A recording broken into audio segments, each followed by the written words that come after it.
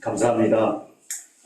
이런 기회를 마련해 주셔서 신학을 좀 더 재미있게 또 그리고 미술이 가지고 있는 그 의미와 그 가치 이런 것들을 함께 나눌 수 있는 좋은 장을 마련해 주셔서 대단히 감사합니다. 이런 자리를 마련해 주신 목사님께도 감사드리지만 또 곳곳에서 이런 신호를 들으시고 이렇게 함께 인터넷상이긴 합니다만은 여러분들을 만날 수 있어서 반갑고 또 고맙습니다. 하지만 한 가지 좀 말씀드리기에 앞서서 제가 갖고 있는 인문학적 지식의 한계, 또 미술을 보는 저의 관점 이런 것들이 혹시 여러분들과 차이가 있을 수 있고 또 다른 측면이 강조되는 부분들도 있을 수 있고 이런 부분들도 좀 여러분께서 용납해 주셔서 그래서 제가 다 건드리지 못하는 부분들은 여러분들께서 좀 아량으로 또 여러분들이 가지고 있는 생각으로 보충해 주시면 저도 이 과정을 좋은 공부의 계기로 삼도록 하겠습니다. 오늘 저에게 주어진 그 주제가 신학을 미술로 한번 해보자. 근데 미술과 신학이라고 하는 게 이게 어울릴 수 있는 것인지 이런 의문들이 있지요. 그런데 저는 이렇게 생각합니다. 신학과 미술이 영역이 다른 것 같지만 그런데 본질을 추구하는 면에 있어서는 다르지 않다 이렇게 생각합니다. 신앙이 추구하는 게 뭡니까? 신앙은 거룩을 추구하지요. 그럼 미술이 추구하는 게 뭘까요? 미술이 추구하는 바는 아름다움입니다. 결국 그 구원의 방법이라고 하는 면, 이걸 너무 좀 포괄적으로 이해하려고 하는 것인지는 모르겠습니다만은 거룩을 통해서 구원에 이르거나 아니면 아름다움을 통해서 구원에 이르거나 이렇게 이런 이 사실을 우리가 수용할 수만 있다고 하면 신학과 미술이 얼마든지 조우할 수 있는 그러한 마당이 가능하다 이렇게 생각합니다. 뿐만 아니라 미술을 통해서 신학의 지평이 훨씬 더 넓어질 수 있다 저는 그렇게 생각합니다. 아마 이런 자리를 마련해 주실 때의 그 의도 역시 거기에 있지 않는가. 신학이 너무 고리타분하고 너무 지적이고 그래서 좀 식상해하는 분들에게 미술을 통해서 이 그림을 통해서 이 신학을 이해할 때 훨씬 더 부드럽게 이해가 될 수 있지 않을까 이 부분을 좀 강조하려는 의도가 있지 않는가 하는 생각을 갖습니다. 이미 우리가 다 알고 있는 것처럼 미술은 감성에 터한 예술입니다. 그런데 신학은 지성을 기반으로 합니다. 요즘 이런 얘기 들어보셨지요? 신학은 학문이 아니다 이렇게 말하는 분들이 더러 계시는 것 같아요. 어떤 분들은 그렇지 신학은 학문이 아니지 여기에 하실 수도 있고 이건 또 무슨 말이야?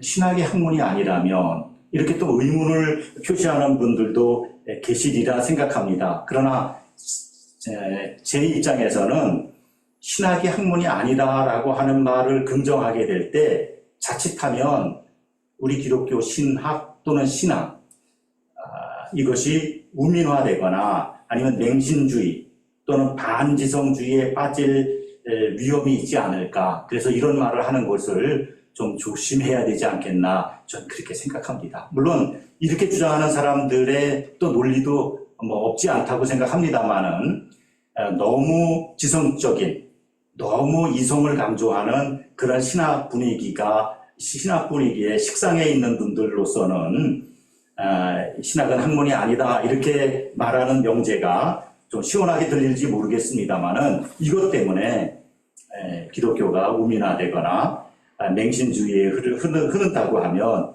이것도 크게 잘못된 길을 가는 것이 아닌가 하는 그런 생각을 합니다. 신학이 너무 지성화됐을 때 그리스도인으로부터 배척받을 수 있는 가능성이 있는 것처럼 예술도 그렇습니다. 감성을 너무 중하게 여기다 보면 예술도 아방가르드라든가 데카탕스한 쪽으로 흐르게 됐거든요. 그래서 예술의 본질에서 좀 위태하다 생각하는 그런 접경 지역까지 예술도 갈 수가 있습니다. 감성에 의해서 이루어지는 예술도 예술의 자리를 이탈할 가능성이 있고, 또 이성을 중시하는 신학도 너무 이성화되고 지성화됐을 때에 신학의 본질에 혼돈을 가져올 수 있는 그런 문제들은 있다, 이렇게 생각하면서요. 하나님께서 우리 인간에게 허락하신 감성과 지성, 그리고 의지라고 하는 인격 요소를 통해서 우리 인류는 예술을 일구었고 학문을 쌓았고 그리고 사회 질서를 오늘까지 유지해 왔습니다. 오늘 미술로 신학하기, 이 그림으로 신학 읽기라고 하는 이 1시간 강의를 통해서 신학의 폭이 좀 더 넓어지고 또 깊어지는 계기가 되었으면 좋겠습니다. 오늘 제가 드리려고 하는 말씀은 3가지인데요. 그림으로 신학 읽기라고 했을 때 그 신학이 어디까지를 포함해야 하느냐에 대해서도 여러 가지 의견이 있을 수 있지 않습니까? 우리가 보통 신학교에서 그 MDB 과정에서 3년 공부를 했는데 그것을 다 여기에 포함할 수 있을까? 이런 것들의 한계성을 갖고 오늘 이 시간에는 제가 3가지 관점에서만 이야기를 좀 풀어보려고 합니다. 첫째는 인간론에 대한 이야기입니다. 인간은 어떤 존재이고 인간은 누구인가라고 하는 것을 미술과 신학의 관점을 한번 여러분과 나눠보고요. 2번째는 계시론이죠. 다른 종교에 없는 신학적 특성이 계시론이라는 것 아닙니까?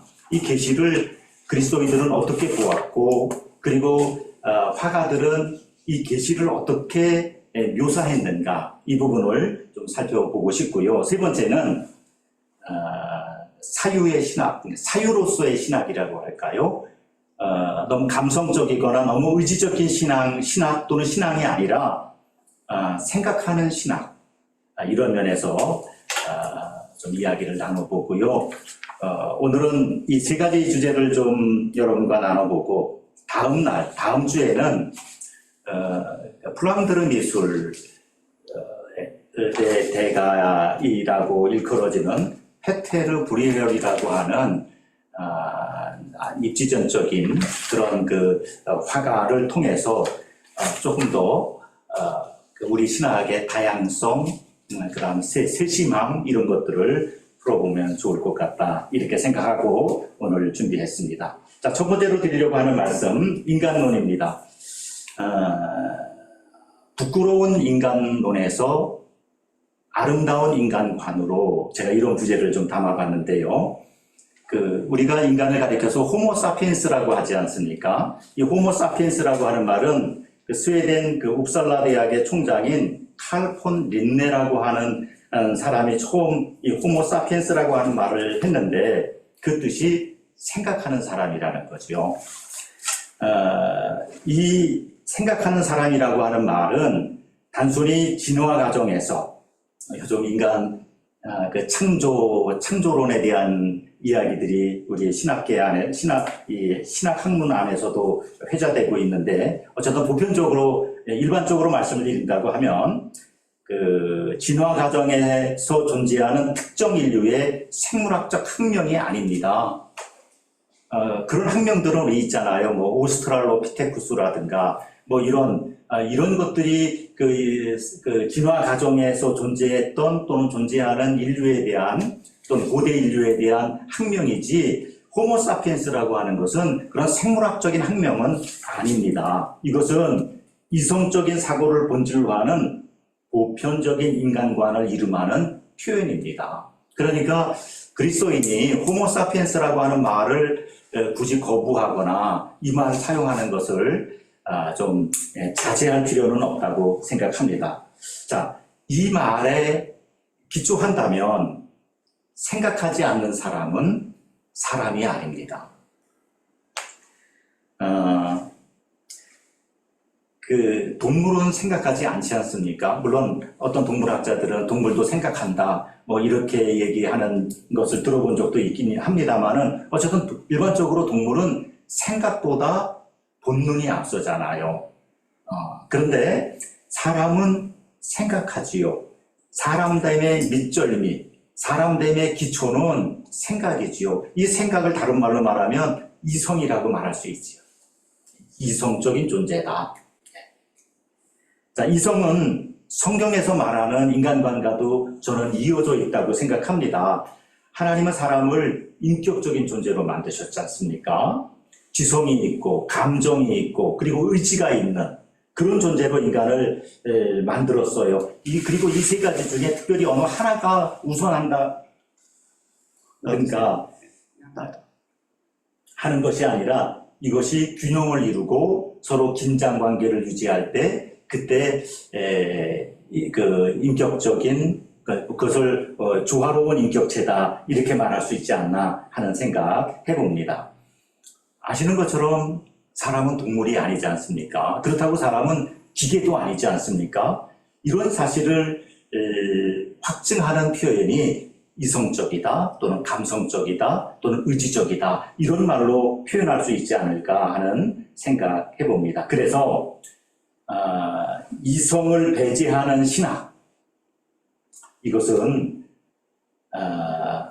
굉장히 위험하고 우리가 조심해야 하는 겁니다. 물론 이런 말도 가능하지요.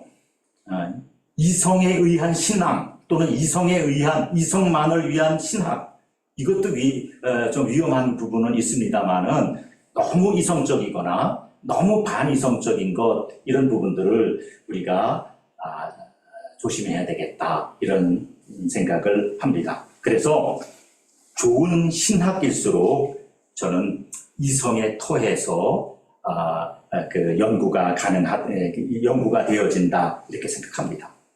인류는 이성을 통하여 인간의 약한 육체의 한계와 그다음 거센 자연 환경을 극복해서 만물의 영장이라고 하는 이런 위치에 등극했습니다. 오늘의 문화와 문명 그리고 역사와 또 정치, 사회, 교육, 경제 등 우리 사회의 다양한 그런 그 사회 현상들 앞에서 그 이성적인 접근을 통해서 우리가 행복하게 또는 목적을 지향하는 그런 삶을 살 수가 있습니다. 그런데 유독 종교의 세계에 들어오면 이 이성의 기능이 약화되거나 축소하려고 하는 경향이 있다는 거죠. 여러분들은 그런 소리 안 들으셨어요? 그런 말 안 들어보셨는지 모르겠습니다. 그냥 믿는 게 능사야. 뭘 따져. 꼬치꼬치 그렇게 캐묻지 마. 우리의 의문이 다 해결된다고 그런다고 하나님의 나라가 도래하는 게 아니라 그냥 믿는 것이 우선이지. 이런 표현들 아마 우리도 자기도 모르는 사이에 하기도 했고 아니면 그런 말을 듣기도 했었을 수 있습니다. 그런데 다른 종교에도 그런 일들이 덜어 있습니다만은 교회 안에서조차도 이성을 배관시하는 그런 경향이 있다 하는 것 우리가 부정할 수 없을 것 같습니다. 왜 그럴까요? 왜 우리가 이 신앙세계 안에서 이성의 기능, 이성의 역할을 축소하거나 아니면 그 역할을 배제하려고 할까요? 우리가 조금만 생각해 보면 그 답도 여러분 다 아실 수 있지 않을까요? 성경이 말하는 인간관의 첫 번째, MDB 과정에서 도시신학 들어가면서 첫 번째 인간론 들어가면 공부하는 게 뭐예요? 옛날에는, 요즘은 안 그러겠습니다만 전에는 인죄론이라고 하지 않았어요. 인간과 죄인을 동일시하는 거죠. 인간은 죄인이라는 겁니다. 예. 인간을 죄인으로 규정하는 그리스도교의 그 교리가 작용한 면도 있다. 사람은 태생적으로 불완전한 존재인데다가 게다가 죄로 더럽혀졌으므로 이성도 신뢰할 수 없다. 이런 전제가 인간론 바닥에 깔려 있다는 겁니다. 그런데 그런 죄인이라 하더라도 주 예수 그리스도를 통하여 하나님과 화목한 존재가 된 것도 사실이 아닙니까? 이 양자를 우리가 다 이해하지 않으면 인간이 가지고 있는 이성을 축소하고 제한하려고 하는 유혹 앞에 쉽게 경도될 수 있다는 거지요. 인간은 죄인이긴 합니다만은 그러나 인간은 그리스도의 구속을 힘입은 자이기도 하다는 거지요. 예. 그런데도 교회 안에서 맹목적인 신앙을 좋은 믿음이다 이렇게 받드는 경향이 있고 이성으로 성경을 이해하려고 하는 경향성을 은근히 싫어하는 일들 우리가 쉽게 볼 수 있습니다. 오늘 이 공부를 통해서 이런 부분에 대해서 우리가 좀 정직하게 한번 이성이 어떤 역할을 하는가, 특별히 이 그림이라고 하는 것이 단순히 시각예술이고 이것이 감성예술이긴 합니다만은 그러나 이런 공부를 우리가 하고자 할 때에 그것은 단순히 감상에 적거나 감성만을 위한 것이 아니라 이것을 한번 생각해 보자는 것 아닙니까? 오늘 이 주제가 읽기지 않습니까? 보기가 아니고요. 읽기라고 하는 면에서 이미 이 주제 안에는 이성의 역할을 강조하고 있다. 저는 그렇게 생각합니다. 자, 바로 이런 즈음에서 신학이 미술에 기대어서 신학을 통성이 한다. 이렇게 보는 겁니다. 교회가 세상을 쥐락펴락하던 지난 1000년 동안 역사를 우리가 알고 있지 않습니까? 대략 그 5세기부터 15세기까지 1000년 동안 교회가 세상을 지배하지 않았습니까? 이때 미술은 교회의 시녀였습니다. 교회가 하라고 하는 것을 그대로 애누리 없이 순종하는 역할만 했죠. 다시 말하면 미술은 교회의 종이었습니다. 교회가 하라는 대로 교회가 이렇게 하라고 하면 이렇게 하고 저렇게 하라고 하면 저렇게 했습니다. 교회를 홍보하는 데 앞장섰고요. 그 다음 교부들의 신학이 있지 않습니까? 우리가 아타나시우스라든가 아우구스티누스라든가 이런 교부들의 신학을 철학화하는 그 스콜라 철학의 홍보 대사 역할을 이 미술이 하지 않았어요. 그러니까 미술이 어떤 자립심 아니면 그 자주적, 자유적 이런 판단을 가지고 나름대로 미술 활동을 펼친 것이 아니라 교회가 던져주는 주제를 벗어날 수 없는 것. 이게 미술이 갖고 있는 한계였다는 거죠. 그런데 르네상스가 역사의 시점으로 다가오고 그 이후에 종교개혁이 등장하면서 교회에 사로잡혀 있었던 미술이 개혁자들에 의해, 종교개혁자들에 의해서 저는 해방되었다 이렇게 생각합니다. 물론 이런 생각에 동의할 수도 있고 아니면 의문을 던질 수도 있습니다만 저는 그렇게 생각하고 싶습니다. 그러니까 교회가 이리관지하던 그런 시대에 교회의 가르침의 그 틀을 벗어날 수 없었던 미술에게 자유를 준 것, 이것이 르네상스였고 그리고 종교개혁이었다 하는 겁니다. 자, 이런 말을 설명할 때 우리가 쉽게 이해할 수 있는 부분 가운데 하나가 인체를 보는 미술가들의 시선입니다. 사람의 몸을 어떻게 보는가? 제가 어떤 인터넷 매체가 어떤 월간 매체에다가 글을 조금 발표하는 게 있는데, 그리스도인들이 만드는 그런 조그만 신문인데요. 이 신문에 그림을 제가 선정을 하고 발표할 때 조심해야 될 게 하나 있어요. 누드 그림이라든가 이런 것들을 내면 안 됩니다. 제가 모르고 한번 누드 그림을 올렸던 적이 있었는데 그 편집장 되시는 분이 막 전화가 왔어요. 이거 안 됩니다. 이거 우리 그러면 문 닫아야 됩니다. 그러시더라고요. 예. 그러니까 인체를 보는 그리스도인의 시각, 이건 아름답다고 해야 될까? 아니면 이것을 야하다고 해야 될까? 요즘식으로 말하면 이 포르노그래피라고 말을 해야 될까 하는 거지요. 예. 이 부분은 제가 좀 더 공부를 해봐야 되겠습니다만은 최초의 누드화가 언제 등장하는가 하면은요, 1485년, 15세기 말에 최초의 누드화가 등장하는데요. 여러분 아시죠? 보티첼리라고 하는 그런 르네상스의 화가가 있습니다. 이분이 비너스의 탄생이라고 하는 그림을 그렸습니다. 예. 이게 저는 인류 최초의 누드화다 생각하는데요. 그 이전에 누드화가 없었던 거 아니죠. 우리가 잘 아는 그리스 로마 시대의 그 그림들, 또 그 폼페이 도시에서 발굴했던 그림들, 이런 데 보면 그 누드화들이 없지 않아 있고 그런 조각들도 없지 않아 있습니다만은 고대를 제외하고 인간이 자체적으로 미술 활동을 하게 된 그런 과정을 가지고 볼 때에 저는 이 그림이 첫 번째 누드화가 아닐까 이렇게 생각을 합니다. 자, 그렇다고 해서 르네상스 때의 누드화가 보편화되었느냐 하는 이야기는 또 다릅니다. 이 누드화가 등장하고 난 다음에 그 다음 누드화가 등장할 때까지 얼마나 시간이 걸렸는가 하면요, 300년이 넘게 걸렸습니다. 예. 우리가 역사는 발전하는 것이고, 그리고 어떤 현상은 그 다음에 좀 증진하는 법인데, 이 누드화가 등장하고 나서 그 다음 누드화가 등장할 때까지 300년이 넘게 걸렸다는 거죠. 그 두 번째 누드화가 뭔가 하면 에스파냐의 화가 고야라고 하는 사람이 그린 벌거벗은 마하라고 하는 그림이죠.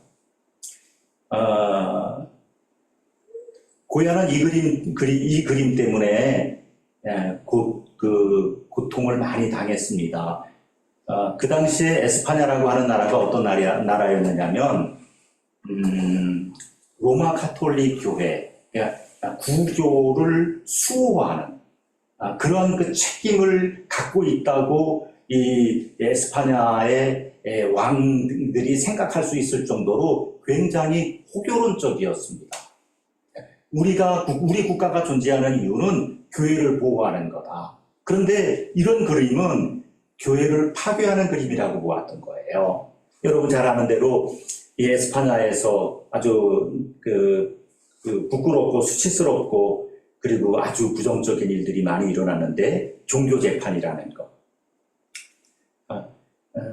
종교재판으로 사람을 죽이기도 하고, 이게 비단 에스파냐의 문제만은 아닙니다. 그 당시 유럽이 거의 다 그랬거든요. 유대인 학살하지요. 이게 에스파냐라는 나라 하나만 갖고 있었던 얘기가 아니라 그 시대에 하나의 생각을 가지고 모든 것을 판단하려고 했던 유럽 사회가 가지고 있었던 생각들이죠.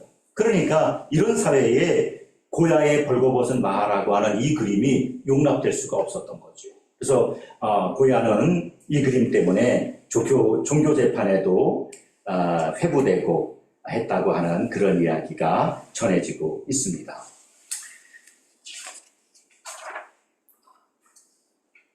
그 다음 누드화는 고야가 이 그림을 그리고 난 다음에 한 60년 정도 지난 다음에 그 다음에 다시 누드화가 등장합니다. 여러분 한 번씩은 보셨을 법한 그런 그림인데요. 마네의 풀밭 위의 점심 식사라고 하는 겁니다. 이 앞의 그림과 이 그림의 차이가 뭔가 하면 이제는 인체를 이상화하지 않다는 거예요. 그러니까 아름답게 그리지 않는다는 겁니다. 이게 갖고 있는 어떤 철학적 또는 미학적인 의미가 저는 굉장히 있다고 보아요. 이제까지 누드화를 허락하지 않으면서도 누드화가 존재한다면 그 누드화는 인체를 이상화하는 거예요. 그러니까 이념화하는 거죠. 그러니까 개인적인 세상에 이렇지 않습니까? 아름다운 여체만 있는 건 아니잖아요. 그러나 아름답지 않은 여체를 그리는 것은 이건 잘못됐다는 판단이 그 당시에 있었던 사고방식이었죠. 그러니까 사람의 인체를 그리면 무조건 아름다워야 된다. 이상적으로 그려야 된다. 그런데 이 마네가 그린 이 그림은 아름답다라고 말하기보다 그 아름다움에 대한 것을 표현하려고 하기보다 어떤 사회적 함의를 내포하는 그림처럼 느껴지지 않습니까? 이 마네가 이 그림을 그릴 때에 미술사에서 그 시대 미술 흐름을 뭐라고 그러냐면 신고존주의라고 합니다. 신고존주의라고 하는 것은 이제 뭐 르네상스 그리고 그 이전에 그리스 로마 시대가 가지고 있었던 그 고전 전통을 소중히 여긴다는 거거든요. 이런 맥락에서 미술을 존중하고 있었는데 이런 그 신고전주의 미술이 가지고 있는 한계가 있어요. 무슨 한계가 있느냐면 개성이 없다는 겁니다. 그러니까 이걸 아카데미 미술이다 이렇게 말을 하고요. 다 배워서 미술을 합니다. 복제를 하고요. 남의 잘 그린 그림들을 복제하고 복사하고 이러면서 그림 공부를 하는 거거든요. 그러니까 신고전주의 화가들의 그림은 거의 대동소이합니다. 뭐 똑같다고 하는 이야기는 아니고요. 거의 비슷합니다. 그런데 지금 이 마네라고 하는 사람의 이 그림에 등장하면서 미술에 뭐가 가미되기 시작했는가 하면 개성이라고 하는 것이 스며들기 시작했습니다. 같은 그림도 같은 대상도 이렇게 그릴 수 있구나. 이런 것들이 가능한 거죠. 전 이것이 미술이 갖고 있는, 예술이 갖고 있는 생명력이라고 생각하거든요. 똑같이 그린다면, 여러분 똑같이 그린다면 사진으로 찍지. 지금 마침 이 마네라든가 이 마네의 그 화풍을 가리켜서 우리가 인상주의라고 하거든요. 이 마네라든가 모네라든가 그 위에 세잔이라든가 또 후에 그 빈센트 반 고흐라든가 이런 사람들의 그림을 인상파라고 하는데 이 인상파 화가들이 등장할 무렵에 함께 등장했던 문명의 이기가 있었어요. 그게 사진기였어요. 사람들은 이렇게 생각했던 거죠. 사진기가 등장하니까 이제 미술은 끝이구나. 근데 여러분 이것이 기우라는 거 여러분 아시죠? 똑같이 그리는 그림은 사진을 능가할 수 없어요. 신고전주의 시대의 미술이 사람을 아무리 잘 묘사한다고 하더라도 사진보다 더 정확할 수는 없지 않습니까? 그런데 바로 이런 인상파 화가들이 등장하면서 그러면서 개성 있는 그림들을 같은 사람을 그려도요 다르게 그리는 것. 전 이게 우리가 목회를 하든 또 우리에게 주어진 그 풍부된 인생을 살든 간에 우리가 가져야 될 아주 소중한 덕목이라고 생각합니다. 똑같이 목회하고 똑같은 인생을 사는 것, 이게 과연 하나님이 좋아하실까요? 어떤 사람은 저렇게, 또 어떤 사람은 이렇게, 그리고 그것을 다 존중하는 사회, 존중하는 분위기, 이런 것들이 하나님이 만든 창조 세계 안에 존재하는 그 안에서 우리가 누려야 될 그런 가치들은 아닌가 이렇게 생각해 봅니다. 자, 그 다음 그림 한번 좀 볼까요? 신고전주의의 그림입니다. 이게 신고전주의 그림이에요. 자크 루이 다비드라고 하는 프랑스 화가, 아주 유명한 화가죠. 이렇게 그리는 거, 사진처럼 이렇게 그리는 겁니다. 여기에서도 이 인체는 이상화됩니다. 조금 이 그림 앞에 보았던 그림과 좀 다르지 않습니까? 이상적인 아름다움. 잘 그렸어. 아름답다. 자, 그 다음 그림 볼까요? 이 앵그르라고 하는 이 신고전주의 화가의 그림인데, 그랑 모달리스크, 후궁이라고 하는 그런 뜻이죠. 아름답게 그리는 거예요. 자, 그 다음 그림 하나 더 볼까요? 이 카바넬, 이 그림이 1863년에 그렸거든요. 아까 조금 전에 보았던 마네의 풀바두의 점심 식사, 그것도 1863년에 그린 겁니다. 두 그림이 살롱전, 프랑스의 우리식으로 말하면 뭐라 그럴까요? 옛날에 국전 같은 거라고 할까요? 그 국전에 두 그림이 다 이제 응모를 했는데 이 카바넬의 비너스의 탄생, 이 그림이 1등을 받았어요. 그리고 아까 그 풀바두의 점심 식사는 낙선된 거죠. 이때 프랑스의 지도자가 나폴레옹이었거든요. 그래서 나폴레옹이 낙선전을 열어주었어요. 이것도 좀 재미있죠. 낙선전을 열어서 파리 사람들이 이 낙선전을 위해서 굉장히 많이 몰려들었어요. 그리고 아까 보았던 그 풀바두의 점심 식사, 이 그림을 보면서 사람들이 경악을 했던 거죠. 이게 그림이냐? 이게 나라도 이렇게 그리겠네. 이건 그림이 아니지. 이렇게 아직 미술을 이해하기에 시대가 너무 더뎠다. 저는 그렇게 보는 겁니다. 예.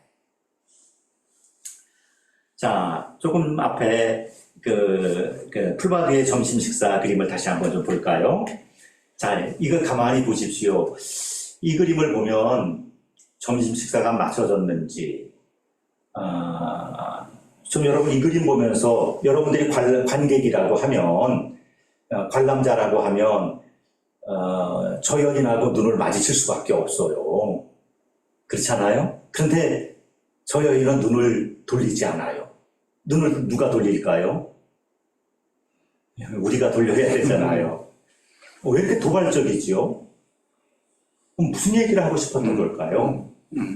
프랑스 사회가 가지고 있었던 이 당시에 프랑스라고 하는 나라가 어떤 분위기였어요? 1863년은 1789년에 프랑스가 대혁명을 하고, 그 다음에 여러분 잘 아는 이제 왕정이 무너지고요.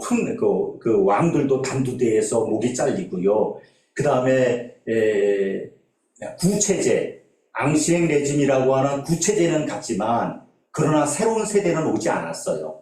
이때 기요틴이라고 하는 그 단두대에서 수많은 시민들이 피를 흘렸잖아요. 이 개혁주의자들이 한 일이에요. 세상은 달라졌는데, 그런데 시민들의 삶은 전보다 더 공포스러웠지요. 이런 시대예요. 그러니까 이런 시대를 어떻게 살아야 돼요? 옳은 소리 하면 쥐도 새도 모르게 단두대에 끌려가거나, 예. 그냥 적당하게 살고, 사람들이 이러니까 이 쾌락주의, 어떤 정치적인 이념이라든가 정의에 대한 생각이라든가 평화적인 가치 이런 것들을 이야기하기보다 그냥 좋은 게 좋지 의미 없이 사는 이런 일들이 더러 많아지다 보니까 사회에 부정부패라든가 또는 이런 환락이라든가 이런 것 앞에 굉장히 포용적인 사회가 되지 않았을까, 이렇게 한번 추정해 볼 수 있는 거죠. 그런데 저 여인이 관람자의 시선과 마주치면서 뭘 봐? 뭘 보세요? 당신은 나보다 나아요? 이렇게 보는 것 같지 않아요? 여러분, 그림 한 점이 사람의 가슴을 찌른다고요.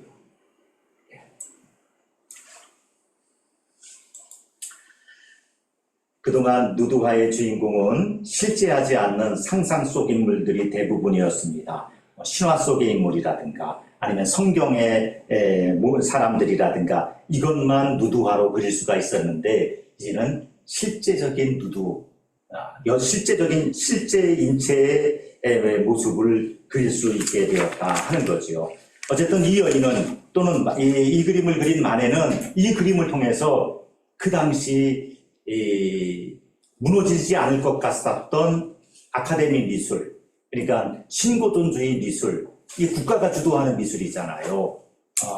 황제, 왕이 주도하는 그런 미술 앞에서 한번 돌팔매를 던지는 거죠. 전 이런 객기가 아주 기분 좋지 않습니까? 이런 그림 하나 던져놓고 전 프랑스 파리 사회가 들끓게 만들었던 이 마네의 이런 용기 같은 거 전 좀 칭찬하고 싶고 좀 박수를 보내고 싶습니다. 이때까지만 해도요, 실제 인물을 그려서 그 시대를 풍자하는 일들을 낯설었는데, 이런 일들을 한 이 마네라고 하는 화가, 이런 인생 한번 우리가 좀 긍정해 보면 좋지 않을까 생각하면서요. 오늘날에도 누드화에 대해서 갖는 가치가 있습니다. 누드화는 보편적이고 영원한 가치를 표현하는 수단이라고 보는 겁니다. 이게 에로티시즘이라든가 어떤 남성들의 어떤 몰래보기라든가 이런 관점으로 이해하는 사람들은 별로 없습니다. 여기에 보편적인 가치, 또 영원한 심령, 이런 것들을 누드화에 담으려고 합니다. 이것을 기독교인이 볼 때는 그럼 어떻게 보아야 되느냐? 저는 기독교인도 이 미술계에서 이루어난 이런 누드화에 대해서 무조건 틀렸다, 나쁘다, 야하다, 포르노그래피다, 이렇게만 말할 수는 없지 않을까 생각하면서 우리 좀 생각하는 그리스도인이라고 하면 이런 그림들 앞에서 그리스도인들은 어떤 논리를 제공할 수 있을까? 이런 고민을 한번 해보면 좋겠습니다. 이미 말씀드린 것처럼 신학에서는 인간을 두 가지 신분으로 규정하지요. 하나는 죄인이라고 말하고 하나는 의인이라고 말하지 않습니까? 그 아담과 하와가 처음 살 때, 처음 존재했을 때 그들은 옷을 벗었습니다. 그런데 아담과 하와가 범죄한 다음에 하나님께서 옷을 입혀주셨습니다. 자, 그러면 그 다음에 우리가 생각할 때, 그러면 그리스도의 구속, 그리스도의 십자가 죽음, 그리고 부활과 승천, 그리고 재림을 통해서 완성된 인간상은 어떤 상일까? 이런 거 우리가 좀 궁금하지 않습니까? 그러니까 옷이 필요한 세상일까? 옷이 필요 없는 세상일까? 하나님 나라에서도 옷장사가 될까? 이런 거 우리가 궁금하지 않습니까? 또 이런 문제도 있죠. 하나님 나라에 간다면 우리 인체의 나이는 몇 살이어야 될까? 이 인생의 황혼기에 젖어서 우리 인체가 다 이게 시든 그런 모습일까? 아니면 10대의 그 파릇파릇한 모습일까? 장년 시대에 아주 그 팽창한 그런 것일까? 이런 거 우리가 한번 궁금하잖아. 뭐 답은 저도 잘 모르겠습니다만은, 그러나 우리가 한번 이런 생각을 가지고 이야기하고, 즉답이 주어지지는 않더라도 이야기하면 저는 굉장히 우리에게 유익이 있다 생각을 합니다. 그 마크 트웨인이라고 하는 작가가 쓴, 이 사람은 그리스도인도 아니고 또 기독교를 좋아하지도 않은 사람입니다만은, 그가 쓴 왕자와 거지라고 하는 책이 이렇게 소설이 있습니다. 왕자, 에드워드라고 하는 왕자를 상징하고 톰이라고 하는 거지를 등장시키는데, 이 두 소년이 어느 날 마주쳤는데 서로 얼굴이 똑같았다는 거잖아요. 두 사람이 옷을 바꿔 입어서 궁 안에서만 살고 있었던 에드워드 왕자는 시장 구경을 하게 됐고, 시장에서 사기치고 도둑질하고 이렇게 소매치기에 익숙했었던 이 톰이라고 하는 거지는 왕궁에 들어가는 거죠. 저는 이 톰이라고 하는 아이에게서 그리스도인의 신분의 변화를 느낍니다. 어제까지 거지였는데 어느 날 왕자가 됐어요. 자기 스스로는 왕자가 아니라고 하는데 사람들이 다 왕자님 그러잖아요. 뭐 때문에 그래요? 옷 하나 바뀌어졌기 때문에 그렇죠. 근데 그 톰이라고 하는 소년이 가지고 있는 고민이 있어요. 내 신분은 달라졌는데, 계급은 달라졌는데, 달라지지 않은 것은 어제 하던 수준, 습관, 이건 여전하다는 거죠. 이게 그리스도인들이 갖는, 오늘 이 시대, 이 시간 속에 살아가고 있는 그리스도인들이 갖고 있는 고민 아니겠습니까? 그리스도인은 예수 그리스도의 십자가 그 죽으심으로 의롭다함을 받은 사람입니다. 우리가 구원받았다고 말하잖아요. 신분의 변화가 왔습니다. 이제는 하나님의 자녀가 됐습니다. 그런데 어제 하던 못된 짓 오늘도 하잖아요. 우리가 예배 드릴 때마다 하나님 죄송합니다. 용서해 주십시오. 잘못했습니다. 이렇게 말하잖아요. 기도하잖아요. 끊임없이 반복적인 기도를 하는 거예요. 이게 우리 스스로가 생각할 때 해도 너무 따분해요. 그런데 그게 어쩔 수 없는 시간과 공간에 갇혀있는 인간의 실존이잖아요. 이 두 가지 모습을 우리가 다 가지고 있어요. 그래서 어떤 사람은 이렇게 사는 거죠. 겉으로는 그럴듯하게 살면서 위선의 옷을 입고 속으로는 우리말에 그런 거 있잖아요. 뭐 호박씨를 깐다고 할까요? 말은 번드르르 하면서 겉으로는 그럴듯하게 이렇게 위선자로 살아가는 사람들이 있죠. 그런가 하면 어떤 사람은 아이고 나는 안 돼. 나는 옷은 갖고 입기는 했는데 내 계급장이 달라지기는 했는데 나는 어제의 나를 벗어날 수가 없어. 나는 여전히 거짓말이 재미있고 악한 구렁텅이가 주는 그 죄의 유혹이 주는 그 재미가 너무 쏠쏠해서 난 벗어날 수 없어. 그래서 뭐라 그럴까요? 염세적 패배주의가 되는 거죠. 염세적 패배주의가 돼서 자기 절망에 빠지는 사람. 그런 사람이 있는가 하면 그래도 조금씩 진보하기 위해서 애쓰는 사람들이 있잖아요.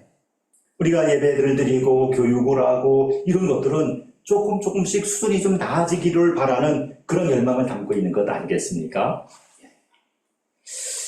자, 이런 생각 해봅니다. 사람을 긍정하는 신학은 잘못된 신학이 아니라는 거지요. 사람을 부정하는 신학이 신학의 잘못입니다. 사람을 긍정해야 되는 거죠. 사람을 소중하게 여겨야 되죠. 아무리 망가진 인생이라 하더라도요, 누군가에게는 소중한 아들이고 누군가에게는 사랑받는 애인입니다. 그러니까 우리가 함부로 누구를 미워하는 것 굉장히 조심해야 돼요. 김정은이가 밉다고 너무 그 요란 소란스럽게 할 필요 없어요. 그도 누군가에게 사랑받는 아빠이고 누군가의 사랑하는 남편 아니겠습니까? 아무리 악한 일을 했다 하더라도 그가 죽기까지는 그의 인생을 함부로 폄훼해서는 안 된다고 생각합니다. 기독교 세계관의 골자인 창조, 또 타락, 그다음 구속, 회복. 우리 한국에서는 보통 이 네 가지만 말하더라고요. 근데 마지막이 있잖아요. 그 마지막이 뭡니까? 완성이라는 거잖아요. 그러니까 지금 타락한 사람을 보는 게 아니라 완성된 사람을 보는 거예요. 우리의 자녀들 매일 실수하고 같은 잘못 반복 지어도 우리 부모 입장에서 이 아이들을 긍정해 주는 게 뭐예요? 그 아이의 미래가 지금과 같지 않을 거라고 하는 그런 기대가 갖고 있는 것 아닙니까? 우리가 우리 교회 성도들을 볼 때도 매일 같은 실수를 반복하고 하는 성도들이지만 인내하면서 참아내는 이유가 뭡니까? 이분들이 훌륭한 성도가 될 거라고 하는 그런 기대가 있기 때문이죠.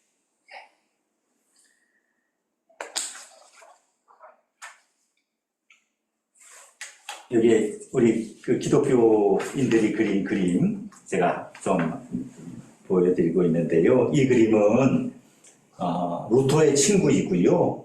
종교개혁 시대의 화가였던 그 루카스 크라나흐라고 하는 그런 화가의 그림입니다. 종교개혁은요, 이미지와 문자의 싸움이었어요. 제가 오늘 이 이야기를 조금 있다가 다시 한번 드리겠습니다만은 로마 가톨릭 교회는 이미지를 채택했어요. 종교개혁이라고 하는 게 이런 거잖아요. 이때까지 로마 가톨릭 교회가 세상을 다 지배하고 있었어요. 그런데 어느 날 루터나 칼빈 같은 사람들이 등장해서 나라의 땅의 절반을 빼앗아갔지요. 사람의 절반을 빼앗아갔지요. 예배당의 절반을 빼앗아갔어요. 그리고 재산의 절반도 빼앗아갔지요. 우리가 기독교인, 개신교인들은 개신교인 입장에서 생각하니까 그런데 반대 입장에서 생각하면 어느 날 갑자기 어마어마한 것을 잃은 거지요. 이것을 잃었는데 더 잃지 않기 위해서 또는 빼앗겼던 사람들을 되찾기 위해서 한 일이 이미지였어요. 그게 이제 나중에도 다시 제가 설명하겠습니다만 그것이 뭔가 하면 그것이 바로크 미술이라는 겁니다.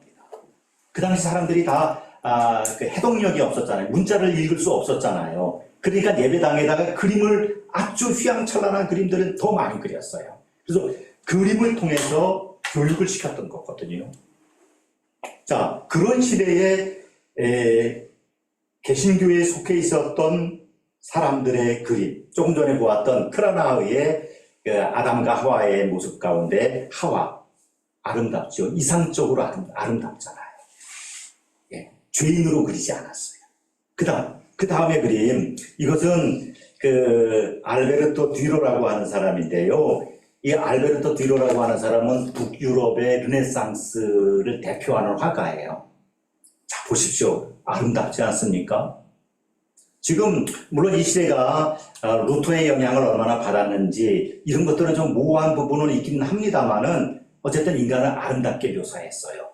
인간을 죄인, 인간의 신체를 가려야 된다든가 이렇게 인간을 그 검은 옷으로 감싸려고 하는 분위기가 없지 않아요. 아름답아요. 비록 죄는 졌지만 이 뒤로는 더 유명한 그림이 그 다음에 있어요. 뒤로의 그림 가운데 그가 20살 때쯤이라고 알려져 있는데요. 그가 그 1500년에 그린 그림인데요. 자화상이에요. 우리가 자화상이라고 보니까 자화 저렇게 생겼나 보다 하지, 제가 자화상이라고 말하지 않고 여러분 이 그림을 보면 누구라고 말하겠어요? 예수처럼 보이죠? 근데 여러분, 이 그림이 놀라운 인간 긍정을 담고 있어요. 이제까지 미술계에서 자화상이나 초상화나 이런 게 없었던 것은 아니에요. 있었지만 이런 그림은 없었어요. 이게 무슨 그림이냐면 구도, 미술에서는 이제 뭐 구도라고도 말하고 그러는데요. 이런 구도는 없어요. 이런 구도는 누구에게만 해당되는 구도인가 하면 그리스도에게만 해당되는 구도예요.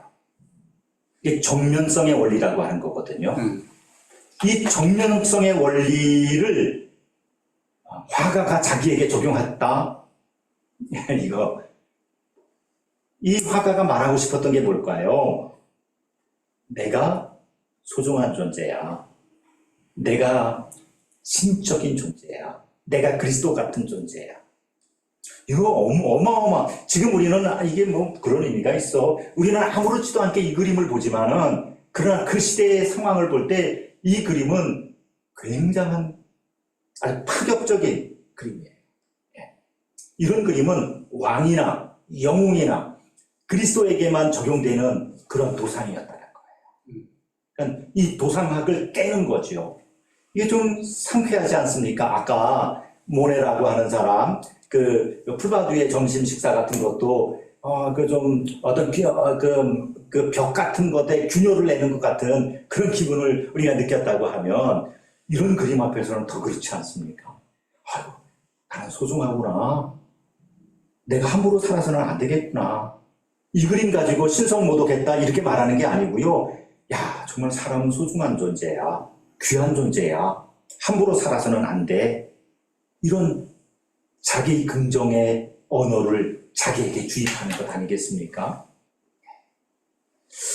그래서 저는 이 그림을 근대 인간관의 신호탄이다 이렇게 생각합니다.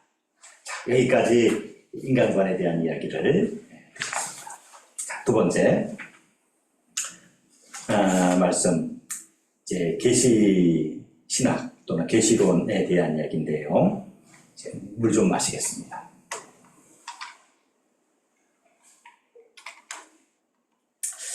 미술은 건조하고 답답한 신앙을 촉촉하게 하고 풍성하게 합니다. 이미 말씀드린 것처럼 미술이 한때는 교회의 시녀가 되기도 했지만, 그런데 교회가 위기를 만났을 때, 여기서 말하는 교회는 로마 카톨릭 교회를 말합니다. 구원투수가 되기도 했습니다. 16세기 종교개혁의 본물이 터지자 로마 카톨릭 교회는 당혹했죠.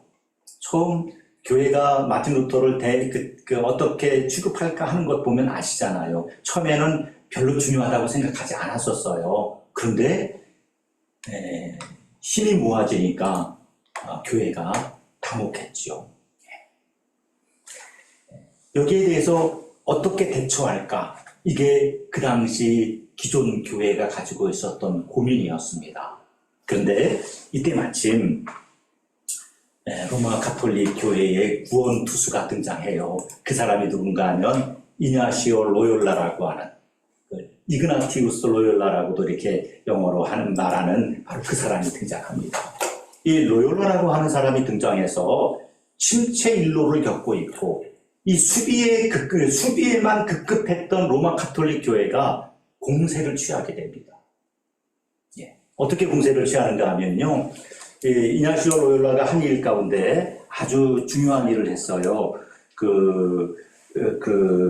프란시스 하비에르라고 하는 그런 동료들과 더불어서 예수회라고 하는 수도회를 만들거든요. 그리고 이 예수회를 중심으로 해서 로마 카톨릭 교회가 갖고 있었던 문제, 그러니까 왜 종교개혁자들에게 빌미를 주었던 것들을 극복하기 위해서 굉장히 노력했습니다. 그래서 부패한 성직자들 문제 정리하고요. 그 다음에 신학, 교리 이런 것들을 정리하고, 우리가 제가 이 카톨릭 신학에 대해서 제가 좀 문외한이어서 잘 모르겠습니다만은, 개신교는 이 무렵부터 그 세례와 성찬을 그 대표적인 성례로 이렇게 취급을 하는데 이 무렵에 이런 것들을 7성례, 7가지 성례를 규정하고 그랬죠. 그리고 또 한 가지 아주 중요한 것 한 거 있어요.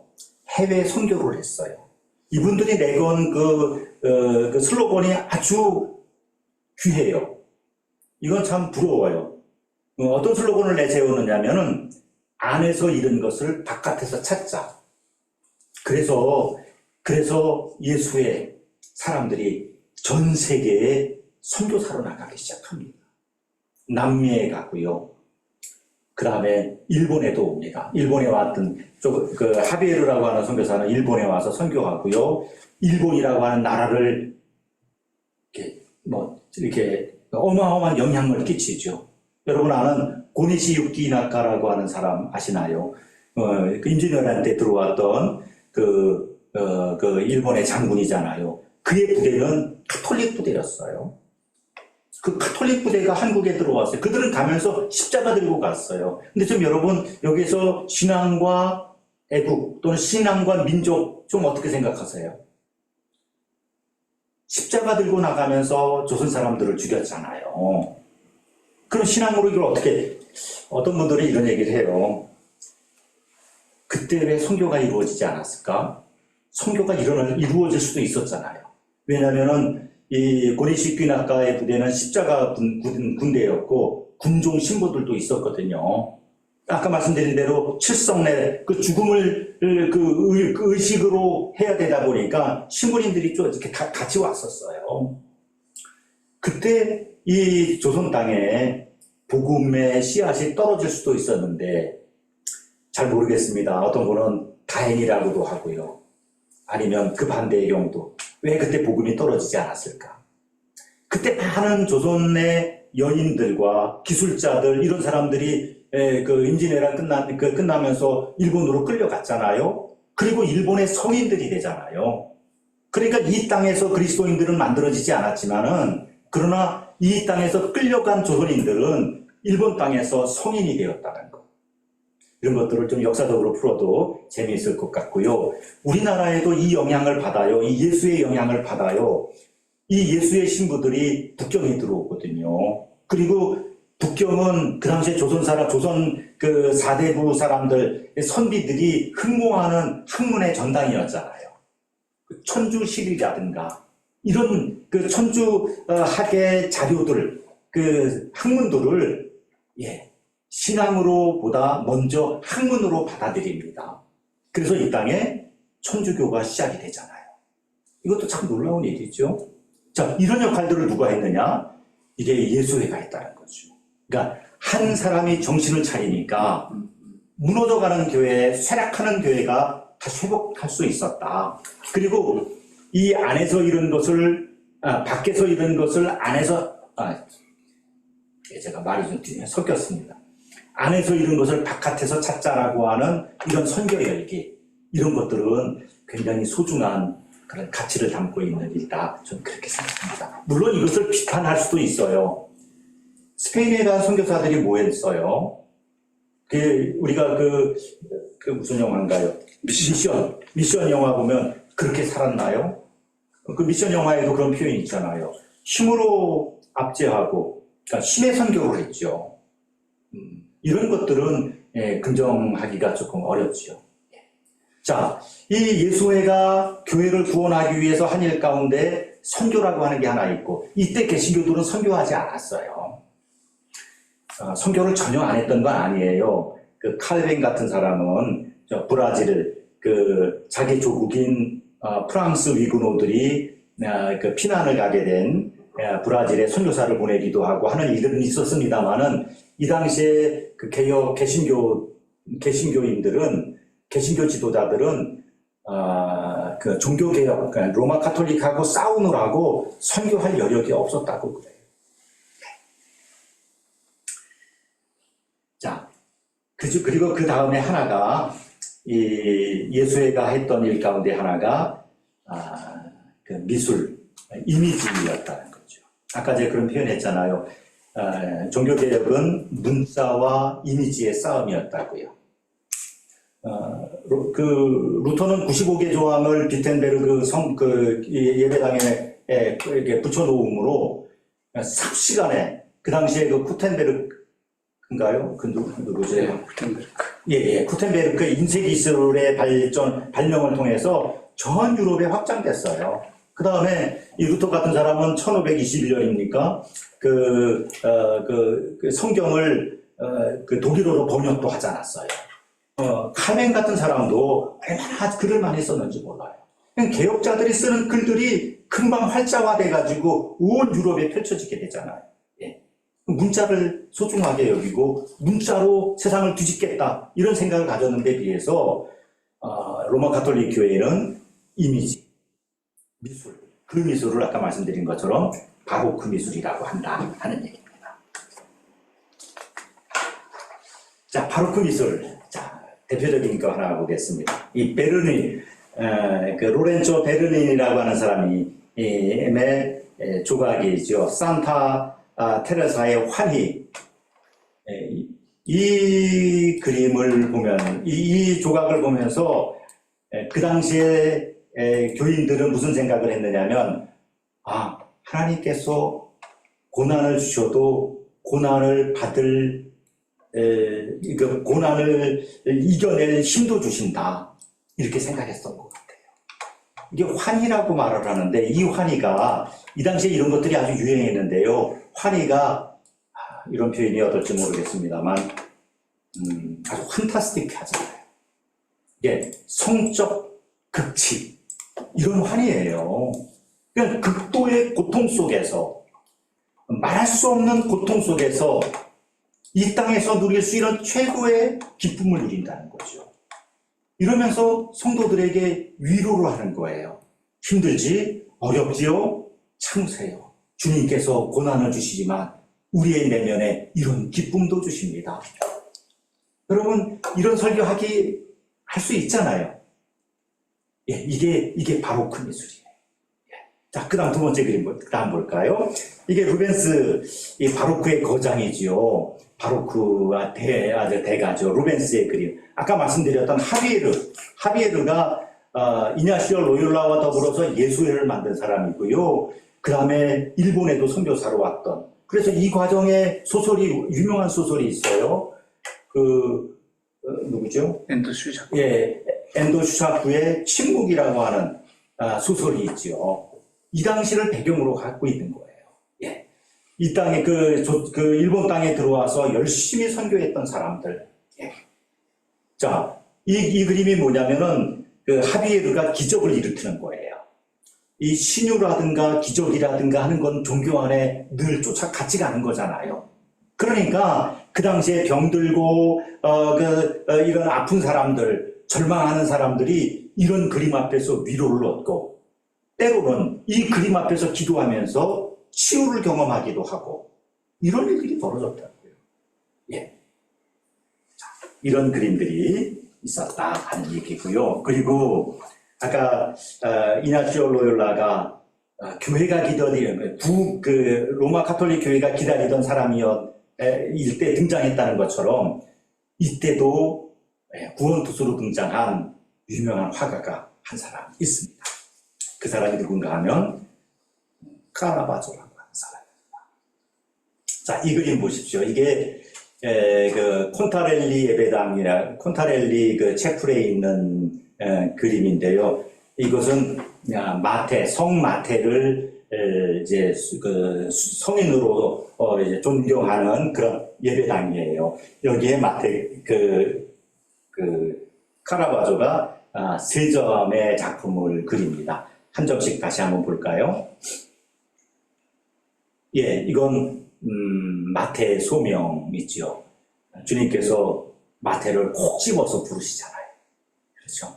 너 이리 와. 너 나를 따라. 지금 마태가 앉아있는 자리는 뭡니까? 이게 세금, 이 당시에 세리라고 하는 게 뭐예요? 남의 주머니에 있는 돈을 내 주머니로 옮기는 사람이지 않습니까? 이게 범죄의 현장이죠. 그런데 예수님이 그를 부르시는 거예요. 두 번째 그림 볼까요? 예, 마태의 순교예요. 마태가 순교당하는 모습. 저게 그 어떤 뭐 삼지창 같다고 할까요? 어떤 그런 그 창에 찔려서 죽는다고 이렇게 알려지고 있는데요. 어쨌든 참 슬프게 죽어가는 그런 그 마태의 모습을 이렇게 묘사했습니다. 자, 오늘 우리가 공부할 것은 세 번째 그림입니다. 자, 이 세 번째 그림이 마태의 영감, 그 마태의 영감이라고 알려진 그림인데, 이 그림에서 우리가 궁금한 계시론을 읽을 수가 있어요. 예. 이 그림을 그리기 전에 마태가 또 하나의 그림을 그렸다고 그래요. 그런데 그 그림은 뭐 남겨져 있지는 않고 뭐 어떤 그래도 존재하기는 하는데, 그건 아마 누가 어떻게 다시 이렇게 복제를 했는지 그런 그림이 있어요. 그 그림을 다시 한번 요 다음 그림 하나 보고 말고, 이 그림입니다. 이 그림을 처음에 이런 그림을 그렸대요. 마태 영감, 마태복음을 쓰는 거예요. 그런데 이 그림을 가만히 여러분 보십시오. 이 마태를 숭배하고 마태를 존경하는 예배당에 이 그림을 걸어도 될까? 이게 뭐 어떤 머리 스타일을 이렇게 폄훼하는 건 아닙니다만은, 그다가 저 다리는 뭡니까? 저기 이렇게 그렸어요. 그래서 예배당에서 이 그림을 거절했다고 그래요. 두 번째로 그린 그림이 조금 전에 본 마태의 영감이라고 하는 건데, 이 그림을 보면은요, 조금 불안하죠. 마태가 지금 취하고 있는 포즈, 저 의자에 앉은 것도 아니고, 지금 왼쪽 다리를 걸치긴 했는데, 이게 넘어질 뚱 말뚱, 어떤 안정적이지 않아요. 천사를 보고 있어요. 천사가 지금 뭐라고 말을 하는 거예요. 손가락을 이렇게 하면서 뭐라고 말하는 걸까요? 이렇지 않아요? 그때 얘기했잖아요. 지금 마태는 자기의 그 기억 속에 없었던 그 기억들을 천사를 통해서 지금 주입하고 있는 것인데, 그걸 그대로 수용하려고 하는 태도처럼 보여지죠. 이 그림만 가지고는 이 그림이 갖고 있는 계시론적인, 계시신학적인 관점을 다 이해할 수가 없어요. 이 그림을 이해할 때는 같은 주제를 그린 렘브란트의 그림을 한번 볼 필요가 있습니다.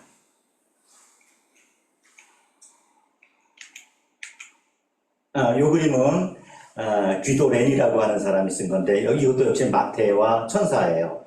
조금 의미가 어떨까요? 유사할까요? 좀 다를까요? 뭐 여러분 판단해 보시고요. 이 다음 그림 한번 보죠. 마태와 천사인데요. 마태가 지금은 하늘에 있지 않아요. 그 천사가 하늘에 있지 않고 마태의 뒤에서 자기의 몸 일부를, 자기의 신체는 가리고 얼굴만 드러내고 있죠. 그리고 뭐라고 말을 하는데, 마태의 표정을 보십시오. 그래? 그랬어? 나 생각도 못했는데. 이런 표정이 아니라, 그랬단 말이야. 그때 그랬어? 천사가 전해주는 말을 100% 신뢰하려고 하는 게 아니라, 자기가 자기의 기억 속에 남아있는 그리스도의 말씀, 그리스도의 가르침, 이런 부분들과 천사가 하는 말을 이렇게 조화를 시키려고 하는 모습처럼 느끼지 않습니까? 자, 이것이 계시신학의 차이다. 저 그렇게 생각하는 거예요. 그래서 신학에서는 앞에 카라바조가 그렸던 그런 그림의 내용, 위에서 말하는 대로 받아쓰는 것, 이런 것들을 신학에서는 기계적 영감이라고 하고, 또는 문자주의, 이러다 보니까 문자주의에 빠지게 되는 경우가 상당할 있을 수 있잖아요. 그에 대해서 지금 렘브란트가 그린 이 그림의 경우는 우리가 유기적 영감이다, 이렇게 이야기하는 것 같습니다. 자, 이제 세 번째 단락으로 넘어오겠습니다. 이미 앞서서도 여러 번 설명을 해서 제가 또 설명을 해야 될 필요가 있을까 싶긴 합니다만은, 사유하는 신학. 저는 이제까지 신학이라는 이야기를 하면서 신학과 신앙이 별개의 관점으로 보지 않습니다. 신학과 신앙은 전 같은 뭐 동전의 양면이라고 할까요? 아니면 같은 것을 같은 실체를 부르는 다른 이름이라고 할까요? 목사님들만 신학으로 부름받은 것 아니고요. 모든 교인들이 다 신학으로 부름받았다. 저는 그렇게 생각합니다. 그 사도행전 11장에 보면 어딘가요? 바울이 두 번째 전도 여행을 하는 과정에서 그 복음을 받아들이는 그 지역 성도들이 너그럽고 또 신사적이고 말씀이 그런가 해서 계속 말씀을 상고했다 하는 이런 표현들이 등장하는데, 저는 이런 표현들을 그리스도인 가운데 일부인 교회 지도자들에게만 국한할 필요가 있는 게 아니라 모든 성도는 다 신학으로 부름받았다. 이렇게 생각하면서 오늘 드리는 말씀도 신학과 신앙을 따로 구분하지 않는다는 점도 좀 이해하셨으면 좋겠습니다. 자, 미술이 신학에 기여한 일 가운데 하나가 저는 생각하게 한다는 점입니다. 조금 전에 지금 보았던 마태와 천사, 마태의 영감, 이런 것들을 통해서 생각이라고 하는 게 이렇게 중요한 거구나. 아마 이런 부분을 우리가 이해할 것 같고요. 미술은 시각 예술이지만 시각만의 예술이 아니고요. 미술은 눈으로 보지만 오늘 우리 주제처럼 읽어야 될 텍스트이기도 하다는 거죠.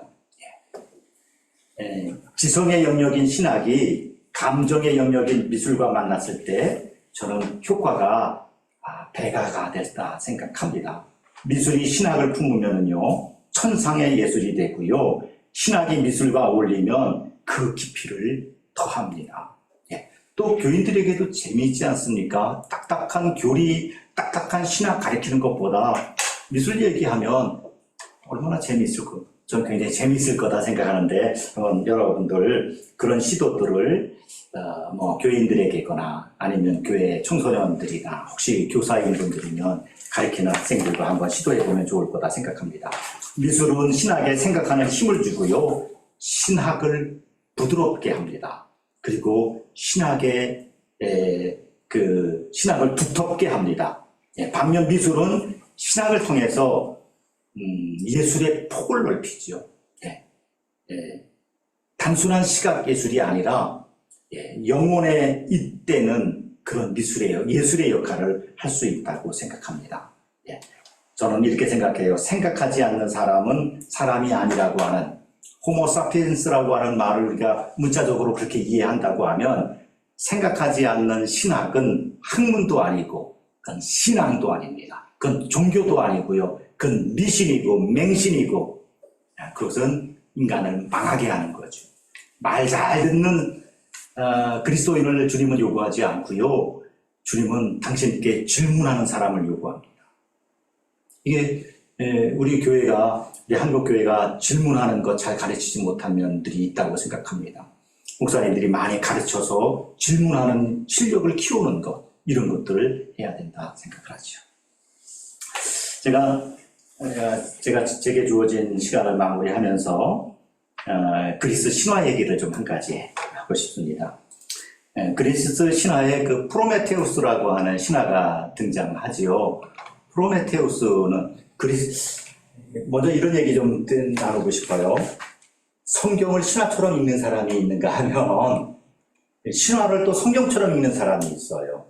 이 신문을 성경처럼 읽는 사람이 있고, 성경을 신문처럼 읽는 사람이 또, 신문을 성경처럼 읽는 사람도 있더라고요. 이게 다 좀 달라야 돼요. 그리스 로마 신화는 신화적 가치로 읽어야지, 이게 계시로서의 성경을 읽듯이 읽으면 안 된다고 봐요. 그러나 그 신화가 담고 있는 어떤 가치가 있을 것 아닙니까? 그리스 신화를 읽다 보면 아주 저질스러워지지 않습니까? 그리스 신화에서 최초의 신이 누군가 하면 가이아라고 하는 대지의 신이잖아요. 그 대지의 신이 남신 없이 아이를 만들잖아요. 그게 우라노스라고 하는 아이를 만드는데, 근데 이 우라노스와 가이아가 자식들을 낳아요. 많은 자식들을 낳아요. 이 자식들을 티탄족 신이라고 그래요. 그 많은 자식들이 나는데 이 우라노스에게 어떤 문제가 있었어요? 이게 아마 그 그리스 사회에서도 근친이 가지고 있는 문제점을 그렇게 비유한 것 아닌가 생각하는데, 이 우라노스와 가이아 사이에 튼실하고 아주 힘 있는 자녀들도 태어나지만 문제 있는 자녀들도 태어났거든요. 그러니까 눈이 하나밖에 없다든가 뭐 이런 괴물들이 태어나는 거예요. 이게 근친이 갖고 있는 문제를 아마 그리스 사람들은 이렇게 묘사한 것 아닌가. 그런데 이 우라노스가 이 못마땅한 거예요. 자기 자식들이긴 한데 애정이 안 가지요. 근데 아버지의 애정과 어머니의 애정은 다르잖아요. 우라노스는 이 태어난 이 문제 아들을 다 어머니의 뱃속으로 자궁에 다시 집어넣어버리고 말아요. 그 꺼내지지 않아요. 근데 어미로서의 마음은 또 다르잖아요. 못났어도 아픈 손가락이 있는 것처럼 그래도 이게 내 자식인데 끊임없이 우라노스에게 아이들을 세상으로 달라고 하지만 하지 않잖아요. 그러다가 이 가이아가 아주 그 자기의 남편이자 아들을 제거할 그 야망을 갖게 되죠. 여기에 동의한 한 신이 크로노스라고 하는 아들이었어요. 크로노스가 칼을 가지고 자기 아버지를 거세하죠. 그리고 그 거세한 피가 그 바다에 뿌려져서 그래서 거기서 태어난 것이 아프로디테, 비너스다. 그래서 비너스를 그릴 때는 반드시 바다에서 그려요. 조개 속에서 태어나는 것. 아까 제일 처음에 보았던 그림도 그런 배경에서 빠지는 거죠. 자, 그런데 이 아프로디테는, 프로메테우스는 거인 신이었어요. 그러니까 티탄족 첫 번째 신이었단 말이에요. 근데 프로메테우스에게 어떤 소문이 들렸느냐면 우리의 자손에 해당하는 신들, 그 신들이 올림푸스를 중심으로 한 제우스가 다스리는 신이었거든요. 그러니까 신과 신의 싸움이 생긴 거예요. 아버지 신, 크로노스라고 하는 아버지 신들의 중심과 그 다음에 그 올림푸스 산을 중심으로 한 아들 신, 제우스를 중심으로 한 신 사이에 전쟁이 일어날 것이라고 하는 것을 이 프로메테우스가 예견해요. 프로메테우스라고 하는 뜻이 뭐냐면 선각자, 먼저 생각한다 이런 뜻이거든요. 우리 문학에서 프롤로그라는 말이 있잖아요. 이게 프로메테우스라는 말에서 왔거든요. 프로메테우스에게는 동생이 있었어요. 에피메테우스요. 그래서 그 동생은 자기 형과 달리 나중 생각하는 사람이었어요. 나중 생각하는 것, 여기서 에필로그라고 하는 말이 나오죠. 예. 이 두 형제가 인간에게 희망도 주고요, 인간에게 절망도 줘요. 제우스가 세상을 다 평정하고 난 다음에 이제 재미가 없어졌어요.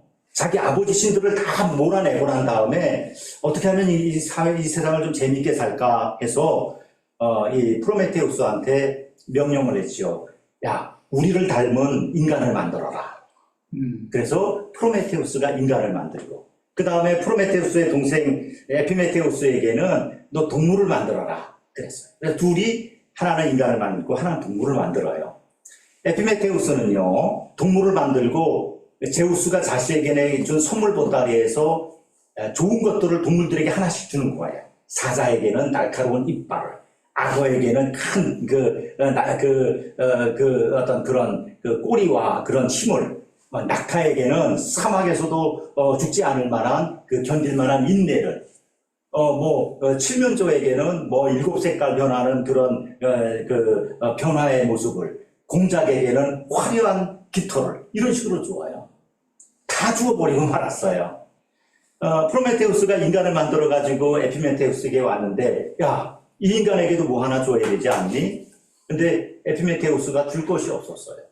그래서 프로메테우스가 인간에게 이런 삶의 형편을 만들어 주었어요. 인간은 직립보행을 하라. 그러니까 서서 걸으라는 얘기죠.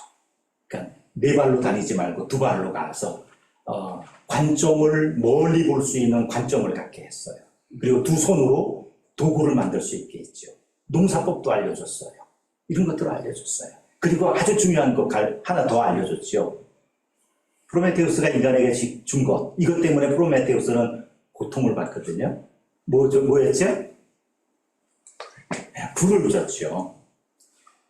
만약 인간이 불을 받지 않았으면은 살아온 사자 앞에 뜯길 수밖에 없었고 밤이 무서웠을 거예요. 근데 불을 받고 난 다음에 이 인간은요 밤을 밝힐 수 있었고요, 동물들을 극복할 수 있었고, 그것 때문에 문명, 문화 이런 것들을 만들 수 있었다, 이렇게 보는 겁니다. 자, 이러니까 이런 현상을 그 올림푸스 산에서 빤히 내려다보고 있었던 제우스가 불화가 났어요. 프로메테우스가 인간에게 이렇게 잘하는 것이 자기 뜻이 아니었거든요. 그래서 프로메테우스와 제우스 사이에 신경이가 벌려져요. 너 왜 인간에게 이렇게 좋게 해주느냐? 너 이건 내 뜻이 아니다. 그러니까 이 프로메테우스는 제우스에게 이렇게 말해요. 원래는 조카뻘밖에 우리가 말하는 대로 조카뻘이잖아요. 신이 하는 역할은 인간을 행복하게 하는 것 아니냐, 그렇게 대드는 거예요. 여러분, 저는 여기에서 아주 중요한 신관을 우리가 가져야 된다고 봐요. 하나님은 심판하는 하나님이십니까? 하나님은 구원하시는 하나님이십니까? 이 별로 중요하지도 않은 그리스 신화를 통해서 우리가 얻는 신학에 있어서 하나님 인식에 대한 문제가 오는 거예요. 인간을 두렵게 만드는 신, 하나님이 그런 분인가요? 우리가 아는 그 탕자의 비유에 나와 있는 탕자는 잘한 것 없잖아요. 그런데 아버지가 환대하잖아요. 구원하는 신이냐 벌 주는 신이냐, 이 굉장히 중요한 문제인데 우리는 이 양자를 다 섞어서 말할 수밖에 없잖아요. 그런데 어느 쪽에 포커스가 더 쏠려 있어, 무게중심이 쏠려 있어요. 두려움에 떨게 하고, 이렇게 하면 안 되는데, 이렇게 살면 안 되는데, 이런 거. 인간을 좀 더 긍정하는 쪽으로 가면 어떨까 하는 게 제가 오늘 이 미술 이야기를 하면서 여러분과 나누고 싶은 얘기입니다. 자, 지금 그림에 있는 거, 이것도 루벤스가 그렸어요. 저 코카서스 산에서 바위에 묶인 채 간 쪼임을 하는 거. 전 어찌 보면 한번 여러분 이런 생각 한번 해보시면 어떨까요? 저 프로메테우스와 그리스 신화의 프로메테우스와 그리스도를 한번 연관 지으면 어떨까요? 고난 받잖아요. 누군가를 위해서 인간을 위해서 고난 받은 것 아닙니까? 예, 이게 좀 어떻게 듣기에 따라서 이게 좀 너무 기독교를 폄훼하는 말처럼 들리는지 모르겠습니다만은 좀 일반인들을 상대로 말을 할 때 이런 말들을 좀 섞어서 한다고 하면, 그러니까 힘없는 자들을 위해서 고통받는 사람들, 이 땅에 얼마나 많아요. 예. 우리가 그렇게 살아야 된다고 말하잖아요. 그래서 나 하나 잘 살고 나 하나 성공하고 이게 목적이 아니라 내가 존재함으로 누군가 억울한 사람의 억울함이 벗겨지는 프로메테우스의 모습을 우리가 신앙적으로 어떻게 수용할 수 있을까, 이런 생각을 해보고요. 그 다음 그림 하나 더 보죠. 이 제우스가 뿔딱지가 났어요. 인간은 애완동물 이상 아니라고 생각했거든요. 인간의 가치를 제우스는 중심으로 생각하지 않았어요. 그런데 프로메테우스 때문에 자기의 계획이 틀려졌잖아요. 인간이 행복하게 살거든요. 자기들끼리 잘 살거든요. 그러니까 이게 못마땅했어요. 그래서 다른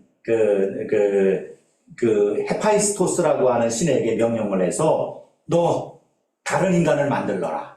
그래가지고 다른 인간이 만들어졌어요. 그 다른 인간이 누구예요? 판도라. 여자예요. 프로메테우스가 코카서스 산으로 이제 흉보를 받기 위해서 갈 때 자기 동생에게 이렇게 얘기했어요. 너 제우스가 주는 선물은 무슨 선물이든지 받아서는 안 된다. 근데 아까 말씀드렸죠. 에피메테우스는 먼저 생각하는 사람이 아니라고요. 나중 생각하는 사람이죠. 아름다운 여인이 왔어요. 한 번도 본 적이 없는 여인인데 가슴이 뛰었잖아요. 벌렁벌렁 거렸잖아요. 뭐 우리도 다 그렇지 않습니까? 이 청소년기 지나면서 이성에 대해서 이게 얼마나 가슴 설레는 겁니까? 우리의 의지를 가지고 이게 된다 안 된다 이거 우리가 하든가요? 이게 정신이 없는 거잖아요. 뭐 에피메테우스도 마찬가지였던 것 같아요. 그래서 판도라라고 하는 것은 모든 선물이라는 뜻이에요. 그 아내로 맞아들였고요. 그 다음에 에피메테우스가 가지고 있었던 보물상자가 하나 있었는데 이거 열면 안 된다, 이거 열면 안 된다 강조를 했는데 없을 때 그걸 열었다는 거잖아요. 그래서 어떻게 됐어요? 그 안에 있는 온갖 미움과 증오와 갈등과 이런 것들이 쏟아져 나왔어. 깜짝 놀란 판도라가 그 문을 닫았어요. 마지막 남겨진 게 다 빠져나오지 못한 게 뭐라고요? 희망이라는 거잖아요. 예. 지금 이 그림을 보십시오. 이 그림은요, 주일 조세프, 우리가 잘 알려지지 않은 그런 화가인데요. 르페브르라고 하는 화가인데요. 그가 이 판도라, 이 그림을 그렸어요. 여러분, 이 그림을 보면서 어느 시점일 것 같아요? 판도라가 상자를 연 다음에 화들짝 닫았을까요? 아니면 이제 열려고 하는 걸까요? 우리는 잘 모르겠습니다만. 열려고 하는 것. 예, 열려고. 아니면 열고 난 다음에 화들짝 놀라서 닫은. 이게 다 그림을 보는 관점에 따라서 다 다를 수 있겠습니다만, 저는 제가 해석한다면, 열고 난 다음에 확 닫았다. 그게 아마 이 화가가 그린 저 배경의 어두움 같은 거, 그 다음에 그의 그 시선이, 뭐라 그럴까요? 또렷하지가 않아 보여요. 이런 것들을 보면 또 이렇게 기대와, 뚜껑을 열기 전에는 기대와, 여기에 뭐가 있을까? 그런 모습보다는 절망, 아니면 호응, 이런 것들이 있지 않나, 이런 생각이 들어서 저는 연 다음이다. 그리고 이 화가는요, 이 그림 밑에다가 뱀 한 마리를 그려 넣어서 묘하게 창세기에 있는 아담과 하와의 타락과 이 그림을 견주고 있는 것 같아요. 예. 자, 인간, 이런 게 우리 인간이라는 거죠. 성경에서도 인간론에 대한 이야기가 있습니다만은 여러 신화나 전설 속에서도 인간에 대한 이야기들이 있는데 이런 인간관들을 우리가 어떻게 조합하고 거기에서 그리스도의 가르침의 그 의미를 뽑아내느냐. 지성이 필요하고 그리고 긍정하는 노력이 필요하다. 이런 말씀 오늘 여러분들에게 드리면서 마지막 그림 한 가지만 보고 오늘 제 얘기를 마치도록 하겠습니다. 이 그림 한번 보십시오. 사울 스타인버그라고 하는 사람이 그렸는데 제목은 생각입니다. 제가 뭐 설명하지 않아도 되겠죠? 예. 우리도 다 이렇게 살아가는 것 아닙니까? 생각하지 않고 생각 없이 살다가 끄트머리는 이렇게 짤록하게 적어놓는 그런 거. 우리 인생을 좀 더 객관화시키고 좀 멀리 안목을 갖고 봐야 되는데 너무 조급하게 너무 안목이 짧고 이렇게 사는 게 우리는 아닌가 하는 생각을 이 그림을 보면서 생각에 대한 생각이었습니다. 자, 오늘 제가 드리려고 했던 말씀은 이만 하겠고요. 무슨